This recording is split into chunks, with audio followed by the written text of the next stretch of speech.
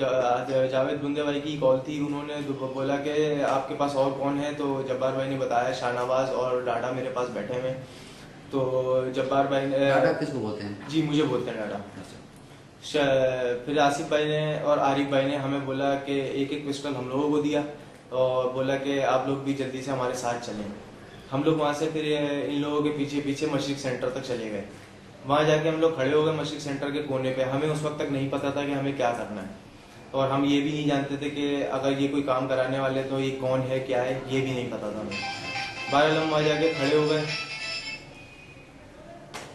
जब वहाँ मशरिक सेंटर के पास जाके खड़े हो गए तो वो दो साथी जो पहले गए थे, शराज भाई और जुनैद भाई, वो भी पहले से ही वहाँ मौजूद थे मशरिक सेंटर के बाहर। बस हम लोग वहाँ चारों खड़े रहे थोड़े थोड़े गैप से। तो इतनी देर में हमें जो है आरिफ बर्गर ने बताया कि सामने एक वाइट करोला खड़ी हुई है। उसका नंबर मुझे याद नहीं है सर, ब्लैक शीशे थे उसके सर। उन्होंने भाई ये बोला कि इसमें एक आदमी आके बैठेगा, हल्का हल्का सा गंजा है वो, और वास्केट पहना हुआ है, वो शलवार कमीज पहना हुआ है, वास्केट पहना हुआ है, इसको हिट करना है। हमने बोला ठीक है, हम हिट करते हैं इसको। उसके बाद सर जब वो बंदा आया, उसके साथ तीन लोग और थे उसके साथ जी। तो वो गाड़ी में बैठे, वो वहाँ से मशरिक सेंटर से निकल के जाने लगे। जब वो मशरिक सेंटर से निकल के जाने लगे तो सर हम लोग बाइकों पे अपनी उसके पीछे लगे गाड़ी में। मैं और शाहनवाज थे, जुनैद भाई और शराज थे। हम लोगों ने जब उनके पीछे लगे तो खाली साइड जो होती है ड्राइवर के बराबर वाली साइड से मैंने बाइक लगाई। बाइक लगाने के बाद शाहनवाज ने 4-5 फायर किए ही थे। इतनी देर में अंदर से रिटर्न हम पे फायरिंग हुई, जिसमें एक गोली मुझे लगी और 3 गोलियां शाहनवाज को लगी। उसके बाद फिर जब हम पर गोलियां चली तो इतनी देर में जुनैद भाई ने उस गाड़ी पे हिट किया। जुनैद भाई ने फायरिंग करी और ये लोग भी हम लोग आगा खान की तरफ चले गए थे वहां से निकल के ना। वो गाड़ी पुल के नीचे से? जी, पुल के नीचे से हम आगा खान की तरफ चले गए थे। वो गाड़ी पुल के ऊपर चढ़ गई थी। पुल कौन से वाली? ये सिविक सेंटर वाली पुल? जी सर। वो गाड़ी पुल के ऊपर चली गई और हम लोग नीचे से आगा खान की तरफ चले गए। तो जुनैद भाई और शराज भाई भी हमारे साथ साथ आ गए। जुनैद और शराज अलग थे? जी सर, वो अलग 25 पे थे। उसके बाद सर फिर हम लोग वहाँ से बागर रिजवान पहुंचे, जहाँ आसिफ भाई और जब्बार भाई और आरिफ बर्गर और कामरान भाई ये लोग वहाँ मौजूद थे। फिर इन्होंने मैंने अपनी बाइक वहाँ खड़ी करी। उसके बाद इन्होंने फिर हमें वहाँ पे एक कार मंगाई। उस कार में जो है इन्होंने हमें बिठा के कतर अस्पताल पहुँचाया। क्या इन्होंने क्या बोला था कि क्या कहना है? तो इन्होंने ये बोला कि वहाँ पे से ये कहना कि बनारस पे फायरिंग हुई थी, तो उसमें हमें गोलियाँ लगी हैं। अच्छा, अभी ये बताएं कि जब ये साहब इनके मुतहदा में शामिल हुए जी, तो उस वक्त आपके साथी कौन कौन से थे? बड़ा कौन सा था और उसके बाद कौन कौन थे? सर सबसे बड़े तो जावेद बुंदा भाई थे।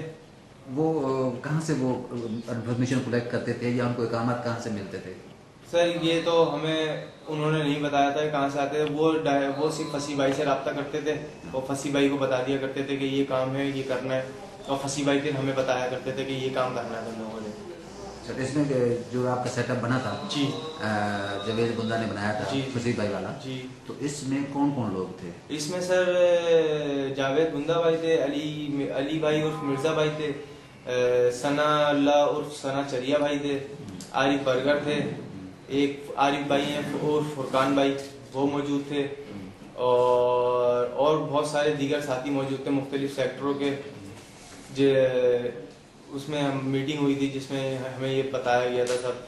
मीटिंग में क्या तफसील बताई? मीटिंग में सर ये बोला गया था कि एनपी वालों से हमारी लगी रहती है, तो ये लोग हमारे लोगों को मारते हैं, तो इसलिए हमें भी इनके लोगों को मारना है, जो इनके बड़े ओहदेदार हैं उन लोगों को मारना है। तो इस बात पे हम लोग एग्री हो गए थे। तो असला कौन देता था? असला सर ये फसी भाई लोग खुद देते थे। तो आपकी जो मुलाजमत है जी सर अस्पताल में, जी सर, वो किसने दिलवाई थी? वो फसी भाई नहीं लगवाई थी सर। फसी भाई ने? जी सर। तो आप एक महीने में कितने दफा जाते हैं मुलाजमत पे? सर मुलाजमत में सर शुरू में तो मैं 3, साढ़े 3, 4 महीने तक रेगुलर गया हूँ। उसके बाद सर महीने में फिर मैंने 2 चक्कर 3 चक्कर इस तरह से जाता था मैं, सिर्फ शक्ल दिखाने अपनी। वहाँ पे हाजिरी मेरी पूरी जाती थी। वहाँ से तनख्वाह कितनी मिलती थी? तनख्वाह मेरी सर 9,000 रुपये सिर्फ? जी सर। उसके बाद और कोई असला जो था वो कौन देता था आपको? उसके बाद सर जब फसी भाई शहीद हो एक्सपायर हुए थे, उसके बाद हमें जो ये जो काम किया था इसमें असला हमें ये आसिफ भाई ने ही दिया था। आसिफ का पूरा नाम क्या है? आसिफ कुद्दूस भाई और जब्बार भाई का। अच्छा, ये कहाँ रहते हैं? ये सर पहले बाग़ रिजवान में रह रहे थे। हाँ। इनकी जब शादी हुई उसके बाद इन्होंने बाग़ रिजवान से छोड़ दिया।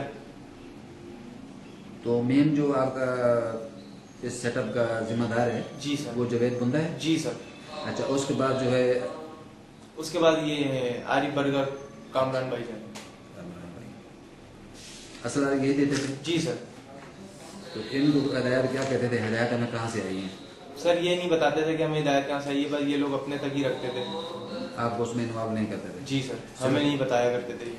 अच्छा, ये जो टारगेट दिए गए हैं टोटल, जी सर। ये टारगेट किस किस ने दिए आपको, यानी कि इसका मेन टारगेट देने वाला कौन है?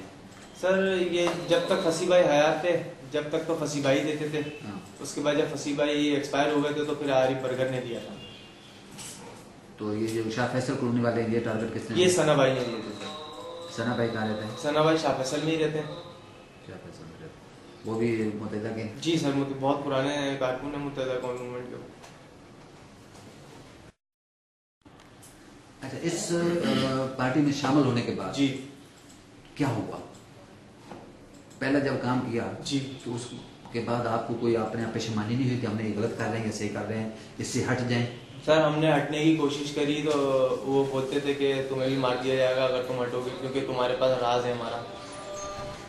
तो इस वजह से फिर आप आगे चलते गए, पीछे नहीं? तो पीछे हटने का कोई रास्ता नहीं था सर। नहीं, अगर हटते तो हटते तो सर ये खुद मार देते हमें। आप जगह चेंज कर लेते? जगह चेंज करके ढूंढ के मार देते सर। तो पहले कोई ऐसा हुआ है? नहीं सर, इसके इन्होंने बस जो पीछे हटने की जिन लड़कों ने कोशिशें की हैं उनको उनकी बस थोड़ी बहुत पिटाई विटाई करके समझा बुझा के इन्होंने उनको अपने यूनिट में भेज दिया कि आप अपने यूनिट सेक्टर से काम करें, आप हमारे साथ ना काम करें।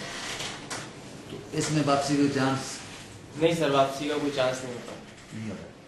नहीं, अगर आप जगह चेंज कर लें या आप इलाका ही चेंज कर लें, जी फर्ज करें कि आप यहाँ कराची में हैं जी इसे हटना चाहते हैं, मतलब चले जाएं जी पंजाब चले जी। जाएं, तो इस सर सूरत में इस सूरत में तो सर कुछ भी नहीं हो सकता। कुछ नहीं हो सकता। नहीं सर, अगर कराची में रहोगे तो उनसे खतरा है। कराची में रहेंगे तो इनसे खतरा है सर।